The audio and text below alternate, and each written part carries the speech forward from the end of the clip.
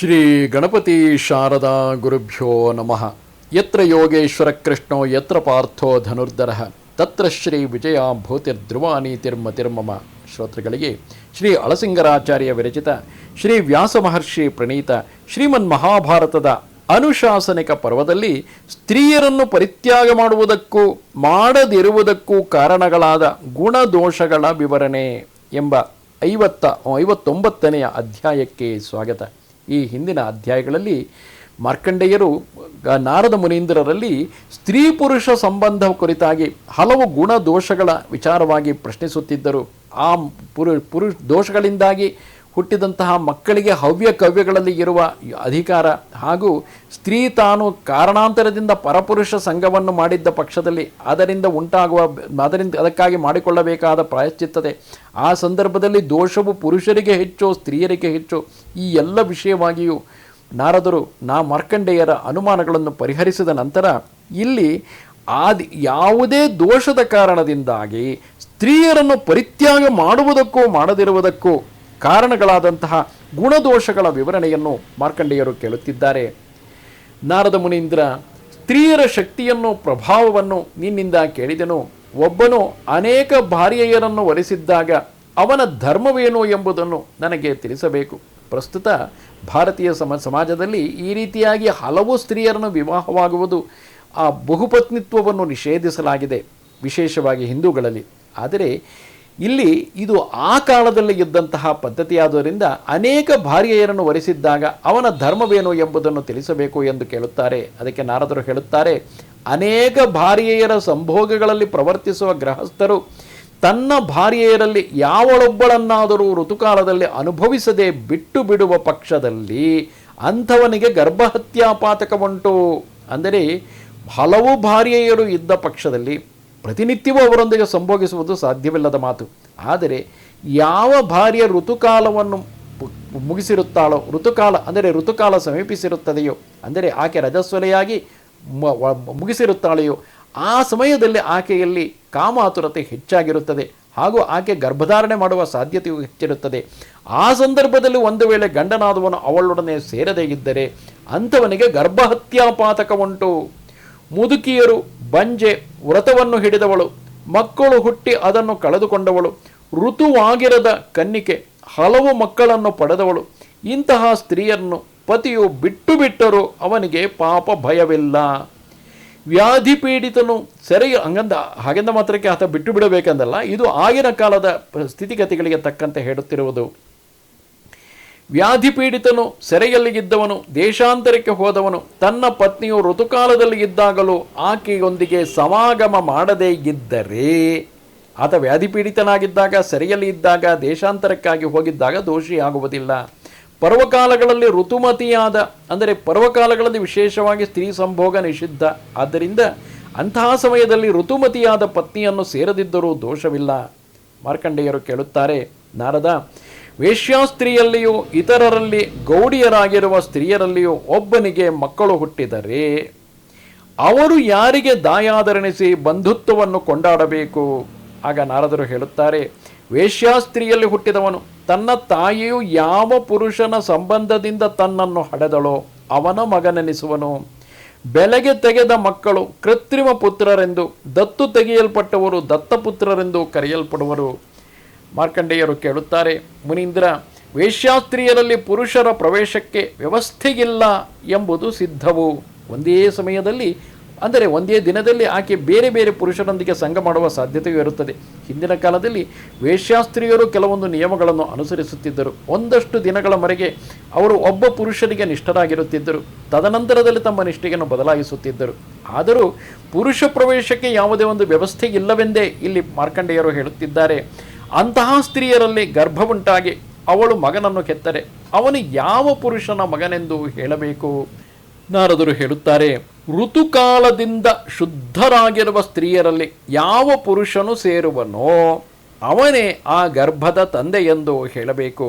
ಅಂದರೆ ಆಗಷ್ಟೇ ಋತುಕಾಲ ರಜಸ್ವಲೆಯಾಗಿ ಅಂದರೆ ಆ ರೀತಿ ಎಲ್ಲ ಮುಗಿಸಿಕೊಂಡು ಆಕೆ ನೀರು ಹಾಕಿಕೊಂಡ ನಂತರ ಆ ಸಂದರ್ಭದಲ್ಲಿ ಋತುಮತಿಯಾಗಿದ್ದಂತಹ ಆ ಸಂದರ್ಭದಲ್ಲಿ ಋತುಕಾಲದಿಂದ ಶುದ್ಧವಾಗಿರುವ ಸಂದರ್ಭದಲ್ಲಿ ಯಾವ ಪುರುಷನ ಸೇರುವನೋ ಅವನೇ ಆ ಗರ್ಭದ ತಂದೆ ಎಂದು ತಿಳಿಯಬೇಕು. ಹಾಗಿಲ್ಲದೆ ಆ ವೇಶ್ಯೆಯು ತನಗೆ ಯಾವ ಪುರುಷನಿಂದ ಗರ್ಭ ಉಂಟಾಯಿತೆಂದು ನಿಶ್ಚಯಿಸಿ ಹೇಳುವಳೋ ಅವನ ಮಗನು ಎನಿಸುವನು. ಮಾರ್ಕಂಡೇಯರು ಕೇಳುತ್ತಾರೆ, ಕಾಮದಿಂದಲೋ ಕ್ರೋಧದಿಂದಲೋ ಒಳ್ಳೆ ಗುಣವತಿಯಾದ ಪತ್ನಿಯಲ್ಲಿ ಬೇಸರಗೊಂಡು ಅವಳು ಮಕ್ಕಳನ್ನು ಹಡೆದಿರಲಿ ಇಲ್ಲದಿರಲಿ ಅಂಥವಳನ್ನು ಪರಿತ್ಯಾಗ ಮಾಡತಕ್ಕ ಪುರುಷನಿಗೆ ಪ್ರಾಯಶ್ಚಿತ್ತವೇನು? ಅಂದರೆ ಯಾವುದು ಕಾಮದಿಂದಾಗಿಯೋ ಕ್ರೋಧದಿಂದಾಗಿಯೋ ಪತ್ನಿ ಗುಣವತಿಯಾಗಿದ್ದಾಗಲೂ ಕೂಡ ಆಕೆಯನ್ನು ದೋಷಿಸಿದ ಪುರುಷನಿಗೆ ಪ್ರಾಯಶ್ಚಿತ್ತವೇನು? ನಾರದರು ಹೇಳುತ್ತಾರೆ, ಒಬ್ಬನು ತನ್ನ ಪತ್ನಿಯಲ್ಲಿ ದೋಷವನ್ನೇನೂ ತಿಳಿಯದೆ ಅವಳು ಪತಿವ್ರತೆ ಎಂಬುದನ್ನು ತಿಳಿದಿದ್ದು ಅಂಥವಳನ್ನು ಬಿಡತಕ್ಕವನು ತನ್ನ ವಂಶವನ್ನು ಧರ್ಮವನ್ನು ಕೆಡಿಸಿದವನಾಗುವನು. ಅಂಥವನಿಗೆ ಪ್ರಾಯಶ್ಚಿತ್ತವೇ ಇಲ್ಲ. ಒಳ್ಳೆ ಯೋಗ್ಯಳಾಗಿ ತನಗೆ ಅನುಕೂಲನಾಗಿದ್ದ ಭಾರ್ಯೆಯು ಋತುಮತಿಯಾದ ಮೇಲೆ ಇನ್ನೂ ಮಕ್ಕಳಿಲ್ಲದಿದ್ದಾಗ ಅಂಥವಳನ್ನು ಯಾವನು ಬಿಟ್ಟು ಬಿಡುವನೋ ಅವನು ತನ್ನ ವಂಶವನ್ನು ಕೆಡಿಸಿಕೊಂಡವನಾಗುವನು. ಪಿತೃಗಳು ದೇವತೆಗಳು ಅವನನ್ನು ತೊರೆಯುವರು. ಹಲವು ಮಕ್ಕಳನ್ನು ಹೆತ್ತು ಮಕ್ಕಳು ಮೊಮ್ಮಕ್ಕಳೊಡಗೂಡಿದ ಭಾರ್ಯೆಯನ್ನು ಆ ಮಕ್ಕಳನ್ನು ಯಾವನು ಪರಿತ್ಯಜಿಸುವನೋ ಅಂಥವನಿಗೂ ಪ್ರಾಯಶ್ಚಿತ್ತವಿಲ್ಲ. ಆದುದರಿಂದ ಪುತ್ರಪೌತ್ರ ಸಂಪತ್ತುಳ್ಳ ಪತ್ನಿಯರನ್ನು ಬಿಡುವುದು ಎಂದಿಗೂ ಯೋಗ್ಯವೇ ಅಲ್ಲ. ಮುಂದುವರೆದು ಮಾರ್ಕಂಡೇಯರು ಕೇಳುತ್ತಾರೆ, ಹಾಗಾದರೆ ಭಾರ್ಯೆಯು ಎಂಥವಳಾಗಿದ್ದರೆ ಅವಳನ್ನು ಬಿಡುವುದರಿಂದ ಪತಿಗೆ ದೋಷವಿಲ್ಲವೆಂಬುದನ್ನು ತಿಳಿಸಬೇಕು ಎಂದಾಗ ನಾರದರು ಹೇಳುತ್ತಾರೆ, ಮೋಕ್ಷ ಧರ್ಮವೆನಿಸಿದ ನಿವೃತ್ತಿ ಮಾರ್ಗವನ್ನು ಹಿಡಿದು ಪತಿಪತ್ನಿಯರು ಅನ್ಯೋನ್ಯ ಅನುಮತಿಯಿಂದ ಪರಸ್ಪರರ ಅನುಮತಿಯಿಂದ ವಿತ್ ಮ್ಯೂಚುವಲ್ ಕನ್ಸೆಂಟ್ ಒಬ್ಬರನ್ನೊಬ್ಬರು ಅಗಲಿ ಹೋಗುವ ಪಕ್ಷದಲ್ಲಿ ಅವರಿಗೆ ಅಧರ್ಮವಿಲ್ಲ. ಮತ್ತು ಒಬ್ಬ ಪುರುಷನು ತನ್ನ ಪತ್ನಿಯಲ್ಲಿ ಪರಪುರುಷ ಸಮಾಗಮವೆಂಬ ದೋಷವನ್ನು, ಅವಳಿಗೆ ಮತ್ತೊಬ್ಬ ಪುರುಷನಲ್ಲಿ ಆಸೆ ಇರುವುದನ್ನು, ಅವಳು ಶೂದ್ರನೊಡನೆ ಸಂಗಮಿಸಿದಳು ಎಂಬುದನ್ನು ತಿಳಿದರೆ ಮತ್ತು ತಾನು ವಿವಾಹಿತೆಯಾದ ಪತ್ನಿಯಲ್ಲಿ ಮಕ್ಕಳೇ ಆಗದಿದ್ದರೆ ಅದರ ನಿಜಾಂಶವನ್ನು ಚೆನ್ನಾಗಿ ಪರೀಕ್ಷಿಸಿ ನಿಶ್ಚಯದಿಂದ ತಿಳಿದ ಮೇಲೆ ಅಂತಹ ಸ್ತ್ರೀಯನ್ನು ಬಿಡುವುದರಿಂದ ಪತಿಗೆ ದೋಷವಿಲ್ಲ. ಇಂತಹ ದೋಷಗಳನ್ನು ತಿಳಿದರೂ ಮಕ್ಕಳು ತಮ್ಮ ತಂದೆ ತಾಯಿಗಳನ್ನು ಬಿಡದೆ ಪೋಷಿಸಬೇಕಾದುದು ಅವಶ್ಯವು. ಅಂದರೆ ಒಂದು ವೇಳೆ ತನ್ನ ಪತ್ನಿ ಪರಪುರುಷನಲ್ಲೇ ಆಸಕ್ತಳಾಗಿದ್ದಾಳೆ, ನನ್ನೊಡನೆ ಜೀವನ ನಡೆಸಲು ಇಚ್ಛಿಸುತ್ತಿಲ್ಲ, ಹಾಗೂ ಆಕೆಗೆ ತನ್ನಲ್ಲಿ ಇರುವ ದೋಷದಿಂದಾಗಿಯೇ ಮಕ್ಕಳಾಗುತ್ತಿಲ್ಲ, ಈ ಎಲ್ಲ ಸಂದರ್ಭಗಳಲ್ಲಿ ಕೂಡ ಆಕೆಯ ಅನುಮತಿಯನ್ನು ಪಡೆದೇ, ಅಂದರೆ ಪರಪುರುಷನಲ್ಲಿ ಆಸಕ್ತಳಾಗಿದ್ದಾಳೆ ಎಂಬ ಕಾರಣವನ್ನಿಟ್ಟುಕೊಂಡೇ ಆ ಕಾರಣಕ್ಕಾಗಿಯೇ ಆಕೆಯನ್ನು ತ್ಯಜಿಸುವುದು ದೋಷವಲ್ಲ. ಆದರೆ ಹುಟ್ಟುವ ಮಕ್ಕಳು ಮಾತ್ರ ತಮ್ಮ ತಂದೆ ತಾಯಿಗಳನ್ನು ಸಮಾನವಾಗಿ ಕಂಡು ಪೋಷಿಸಬೇಕು ಎನ್ನುತ್ತಾರೆ. ಮಾರ್ಕಂಡೇಯರು ಕೇಳುತ್ತಾರೆ, ವ್ಯಭಿಚಾರಿಣಿಯಾದ ಭಾರ್ಯೆಯನ್ನು ಕೋಪದಿಂದ ತೊರೆದು ಬಿಡತಕ್ಕವನಿಗೆ ಅದು ಧರ್ಮವೇ ಅಧರ್ಮವೇ ಎಂಬುದನ್ನು ತಿಳಿಸಬೇಕು. ನಾರದರು ಹೇಳುತ್ತಾರೆ, ಮಾರ್ಕಂಡೇಯ, ನಿಜವಾಗಿಯೋ ಸುಳ್ಳಾಗಿಯೋ ಅಪವಾದಕ್ಕೆ ಎಡೆಯಾದ ಹೆಂಡತಿಯನ್ನು ಬಿಟ್ಟು ಬಿಡತಕ್ಕ ಪುರುಷನು ತನ್ನ ಭಾರ್ಯೆಯನ್ನು ಸರಿಯಾಗಿ ಕಾಪಾಡಿಕೊಳ್ಳಲಾರದೆ ಹೋದುದಕ್ಕಾಗಿ ಭ್ರೂಣ ಹತ್ಯೆಯನ್ನು ಮಾಡಿದವನಾಗುವನು. ಇಲ್ಲಿ ತನ್ನ ಪತ್ನಿ ವ್ಯಭಿಚಾರಿಣಿಯಾದಳು ಎಂಬುದು ಆಕೆಯ ಮೇಲೆ ಕೋಪದಿಂದ ದೋಷ ಹೊರಿಸುವುದಲ್ಲ, ಆಕೆಯನ್ನು ಸರಿಯಾಗಿ ಕಾಪಾಡಿಕೊಳ್ಳಲಾರದೆ ಹೋದುದು ಪುರುಷನ ಅಪರಾಧವಾಗಿರುತ್ತದೆ. ಹೆಂಗಸು ತನಗೆ ಮಕ್ಕಳಿಲ್ಲದುದಕ್ಕಾಗಿ ತನ್ನ ಪತಿಯನ್ನು ಬಿಟ್ಟು ಬೇರೆ ಪುರುಷನಲ್ಲಿ ಪ್ರವೇಶಿಸಿದರೆ ಅವಳು ಸ್ಥಿರ ಮನಸ್ಸಿಲ್ಲದವಳೆಂದು ತಿಳಿದು ಅವಳನ್ನು ಗಂಡನು ಪೋಷಿಸಬೇಕೇ ಹೊರತು ಅವಳನ್ನು ಹೇಗೂ ತೊರೆದು ಬಿಡಬಾರದು. ಮಾರ್ಕಂಡೇಯ, ನದಿಗಳು ಸ್ತ್ರೀಯರು ಒಂದೇ ಸ್ವಭಾವವುಳ್ಳವರು, ಪರಪುರುಷ ಸಂಬಂಧದಿಂದ ಇವುಗಳನ್ನು ತೊರೆಯಬಾರದು. ಅಂದರೆ ನದಿಗಳಲ್ಲಿ ಬೇರೆ ಯಾವುದೋ ಸಂಪರ್ಕ ಉಂಟಾಗಿದೆ ಎಂಬ ಕಾರಣಕ್ಕಾಗಿ ನದಿಯನ್ನು ತೊರೆದು ಬಿಡಲು ಸಾಧ್ಯವೇ? ಹರಿಯುವ ನೀರಿಗೆ ದೋಷವಿಲ್ಲ ಎಂದು ಹೇಳುವುದು ಅದಕ್ಕೆ. ಅದೇ ರೀತಿಯಾಗಿ ಸ್ತ್ರೀಯನ್ನು ಕೂಡ ಆಕೆ ಯಾವುದೋ ಕಾರಣದಿಂದಾಗಿ ಪರಪುರುಷ ಸಂಬಂಧವನ್ನು ಮಾಡಿದ್ದಾಳೆ ಎಂದು ಆಕೆಯನ್ನು ತೊರೆದು ಬಿಡಬಾರದು. ನದಿಗಳು ಪ್ರವಾಹದ ವೇಗದಿಂದ ಶುದ್ಧವಾಗುವವು. ಅದೇ ರೀತಿ ಅಂದರೆ ಹರಿಯುವುದರಿಂದ ಹೇಗೆ ನದಿಗಳು ಶುದ್ಧವಾಗುವವೋ, ಹೆಂಗಸರಾದರೂ ಮುಟ್ಟಾಗುವುದರಿಂದ ರಜಸ್ವಲೆಯಾಗುವುದರಿಂದ ಆಕೆ ಶುದ್ಧರೆನಿಸುವರು. ಈ ಎರಡು ಕಾರಣಗಳಿಂದ ಎರಡಕ್ಕೂ ಶುದ್ಧಿಯುಂಟು. ಸ್ತ್ರೀಯರು ವ್ಯಭಿಚರಿಸಿದರೂ ತಿಂಗಳಿಗೆ ರಜಸ್ವಲೆಯರಾಗುವುದರಿಂದ ಶುದ್ಧರೆನಿಸುವರು. ಮಾರ್ಕಂಡೇಯರು ಕೇಳುತ್ತಾರೆ, ಮುನೀಂದ್ರ, ಮನುಷ್ಯರ ದೇಹದಲ್ಲಿಯೇ ತೀರ್ಥಗಳುಂಟು ಎನ್ನುವರು, ಅವುಗಳನ್ನು ನನಗೆ ತಿಳಿಸಬೇಕು. ಎಲ್ಲ ತೀರ್ಥಗಳಿಗಿಂತಲೂ ಅಧಿಕ ಪವಿತ್ರವಾದುದು ಯಾವುದು? ಯಾವ ತೀರ್ಥ ಸ್ಪರ್ಶದಿಂದ ಮನುಷ್ಯನು ಯಾವಾಗಲೂ ಪವಿತ್ರನಾಗುವನು? ಆಗ ನಾರದರು ಹೇಳುತ್ತಾರೆ, ಮಾರ್ಕಂಡೇಯ, ದೇವತೀರ್ಥ, ಋಷಿತೀರ್ಥ, ಪಿತೃತೀರ್ಥ, ಬ್ರಹ್ಮತೀರ್ಥ, ಅಂಗೈ ನಡುವೆಯಲ್ಲಿರುವ ವಿಷ್ಣುತೀರ್ಥವೆಂಬ ಪಂಚತೀರ್ಥಗಳು ಮನುಷ್ಯನ ಕೈಯಲ್ಲಿಯೇ ಇರುವುದಾಗಿ ಹೇಳುವರು. ಅವುಗಳಲ್ಲಿ ವಿಷ್ಣು ತೀರ್ಥವೆಂಬುದು ಎಲ್ಲಕ್ಕಿಂತಲೂ ಮೇಲಾದುದು.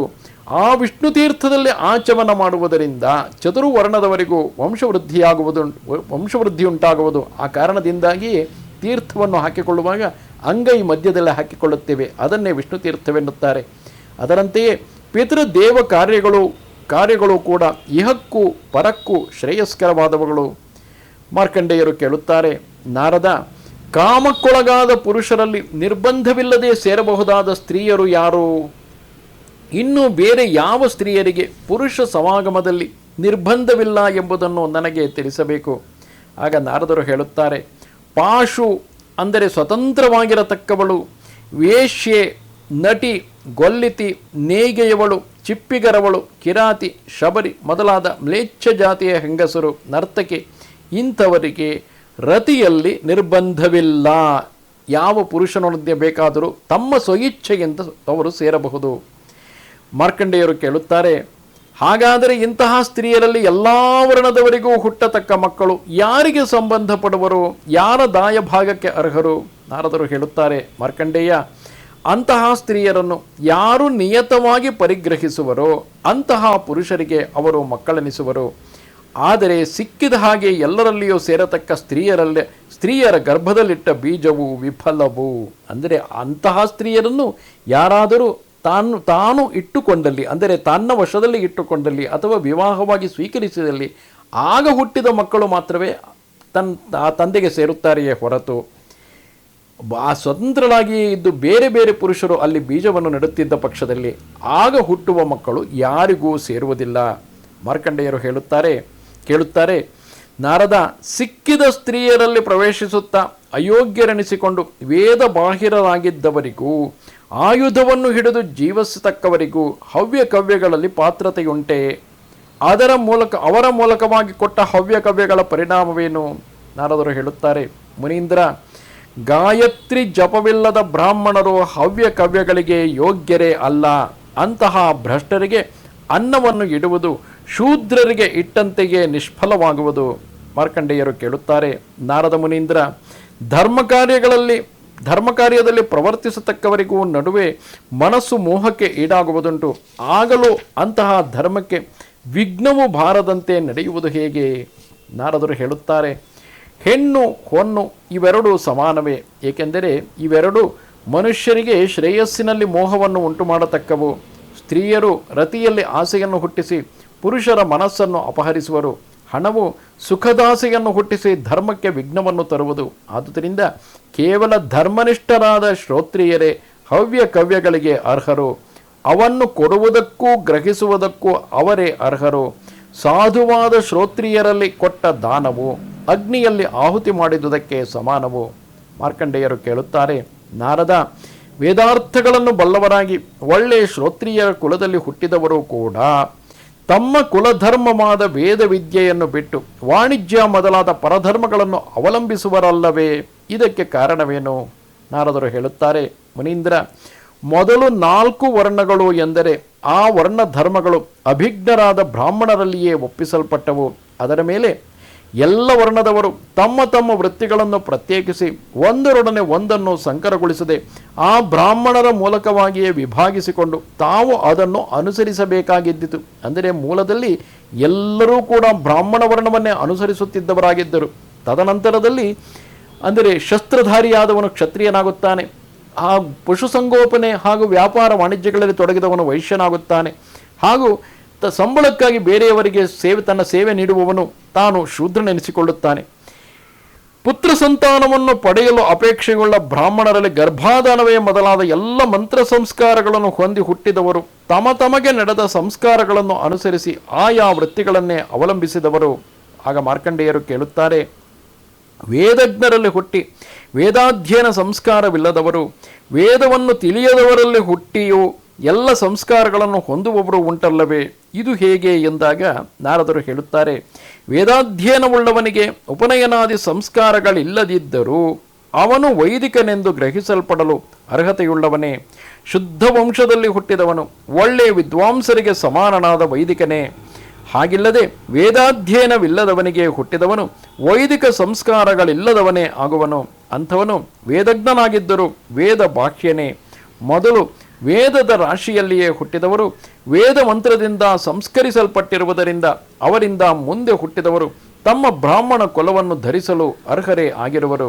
ಮಾರ್ಕಂಡೇಯರು ಕೇಳುತ್ತಾರೆ, ಒಬ್ಬ ಪುರುಷನು ಬೆಲೆಗೆ ಕೊಂಡುಕೊಂಡ ಅಥವಾ ತನ್ನಲ್ಲಿ ಕೆಲಸ ಮಾಡುತ್ತಿರುವ ಸ್ತ್ರೀಯಲ್ಲಿ ಪ್ರವೇಶಿಸಿ ಅದರಿಂದ ಪುತ್ರ ಸಂತಾನವನ್ನು ಪಡೆಯುವುದು ಉಂಟಲ್ಲವೇ? ಅಂತಹ ಸ್ತ್ರೀಯರು ಆ ಪುತ್ರರು ಯಾರಿಗೆ ಸಂಬಂಧಪಟ್ಟವರು? ಅಂದರೆ ಒಬ್ಬ ಪುರುಷನು ಒಬ್ಬ ಸ್ತ್ರೀಯನ್ನು ಬೆಲೆಗೆ ಕೊಂಡಾಗಿಯೋ ಅಥವಾ ತನ್ನಲ್ಲಿ ಕೆಲಸ ಮಾಡುತ್ತಿರುವವಳೋ ಇದ್ದು ಆ ಸ್ತ್ರೀಗೆ ಒಬ್ಬ ಮಗು ಹುಟ್ಟಿದರೆ, ನಾರದರು ಹೇಳುತ್ತಾರೆ, ಮೋಹದಿಂದ ಒಬ್ಬ ಪುರುಷನು ತನ್ನ ಮನೆಯ ದಾಸಿಯಲ್ಲಿಯೇ ಸಂಗಮಿಸಿ ಸಂತತಿಯನ್ನು ಪಡೆದರೆ ಅವನು ಪಾಪ ಮಾಡಿದವನೇ. ಅಂಥವನು ಇಹಲೋಕದಲ್ಲಿಯೂ ನಿಂದಿತನಾಗುವನು, ಸತ್ತ ಮೇಲೆಯೂ ಅವನ ಸಂತತಿಯು ದಾಸ್ಯದಲ್ಲಿಯೇ ಇದ್ದು ಕಷ್ಟಪಡುವುದು. ಆ ಹೆಂಗಸೇನೋ ಅವನಿಗೆ ಭಾರ್ಯೆಯೇ. ಅವಳಲ್ಲಿ ಹುಟ್ಟಿದ ಮಕ್ಕಳು ತಂದೆಗೆ ಹವ್ಯಕವ್ಯಗಳನ್ನು ಕೊಡತಕ್ಕವರು. ಆದರೆ ಅವರ ಸಂಬಂಧವಿದ್ದವರೆಲ್ಲರೂ ಆ ಸಂಬಂಧ ದೋಷದಿಂದ ಕೆಲಸಗಾರರ ವರ್ಗಕ್ಕೆ ಸೇರಿಸಲ್ಪಡುವರು. ಮಾರ್ಕಂಡೇಯ, ನಿನ್ನ ಪ್ರಶ್ನೆಗಳಿಗೆಲ್ಲ ಉತ್ತರವನ್ನು ಹೇಳಿದುದಾಯಿತು. ಇನ್ನು ನಿನಗೇನಾದರೂ ಸಂದೇಹವಿದ್ದರೆ ಕೇಳು ಎನ್ನುತ್ತಾರೆ. ಆಗ ಮಾರ್ಕಂಡೇಯನು ತನ್ನಲ್ಲಿ ತಾನು ಆ ನಾರದನ ಮಹಿಮೆಯನ್ನು ಕೊಂಡಾಡುತ್ತಾ, ಆಹಾ, ಈ ಮುನಿಯು ಸರ್ವ ವಿಷಯದಲ್ಲಿಯೂ ನಿಪುಣನು, ಎಲ್ಲವುಗಳ ತತ್ವವನ್ನು ವಾಸ್ತವದಿಂದ ತಿಳಿದವನು, ಎಲ್ಲವನ್ನು ಪ್ರತ್ಯಕ್ಷವಾಗಿ ನೋಡಬಲ್ಲವನು, ಸಾಕ್ಷಾತ್ ಬ್ರಹ್ಮದೇವನಂತೆ ಮೇಲೆನಿಸಿದವನು ಎಂದು ಎಲ್ಲ ಋಷಿಗಳ ಮುಂದೆ ನಾರದನನ್ನು ಕೊಂಡಾಡಿ ನಾರದನನ್ನು ಪೂಜಿಸಿ ಅವನಿಂದ ತಾನೂ ಸತ್ಕೃತನಾಗಿ ಆ ಋಷಿಗಳ ಅನುಮತಿಯನ್ನು ಪಡೆದು ಅಲ್ಲಿಂದ ಹಿಂತಿರುಗಿ ತನ್ನ ಆಶ್ರಮಕ್ಕೆ ಹೊರಟು ಹೋದನು. ಆಮೇಲೆ ಅಲ್ಲಿದ್ದ ಋಷಿಗಳು ತೀರ್ಥಯಾತ್ರೆಗಾಗಿ ಹೊರಟರು. ಆದುದರಿಂದ ಯುಧಿಷ್ಠಿರ, ಶುದ್ಧ ಕ್ಷೇತ್ರದಲ್ಲಿ ಶುದ್ಧ ಬೀಜದಿಂದ ಹುಟ್ಟಿ ಎಲ್ಲ ಸಂಸ್ಕಾರಗಳಿಂದ ಶುದ್ಧನಾಗಿ ಇಂದ್ರಿಯಗಳನ್ನು ಅಡಗಿಸಿ ನಿತ್ಯ ನೈಮಿತ್ತಿಕ ಕರ್ಮಗಳಿಂದಲೂ ಸ್ನಾನಾದಿಗಳಿಂದಲೂ ಶರೀರ ಶುದ್ಧಿಯನ್ನು ಮನಃಶುದ್ಧಿಯನ್ನು ಹೊಂದಿದವನು ಸಂಪೂರ್ಣವಾಗಿ ಶುದ್ಧನೆನಿಸುವನು. ಇದು ಶ್ರೀಮನ್ ಮಹಾಭಾರತದ ಅನುಶಾಸನಿಕ ಪರ್ವದಲ್ಲಿ 59ನೆಯ ಅಧ್ಯಾಯವು. ನಮಸ್ತೆ ಶಾರದೆ ದೇವಿ ಕಾಶ್ಮೀರ ಪುರವಾಸಿನಿ ತ್ವಾಮಹಂ ಪ್ರಾರ್ಥಯೇ ನಿತ್ಯಂ ವಿದ್ಯಾದಾನಂಚ ದೇಹಿಮೆ. ನಮಸ್ಕಾರ.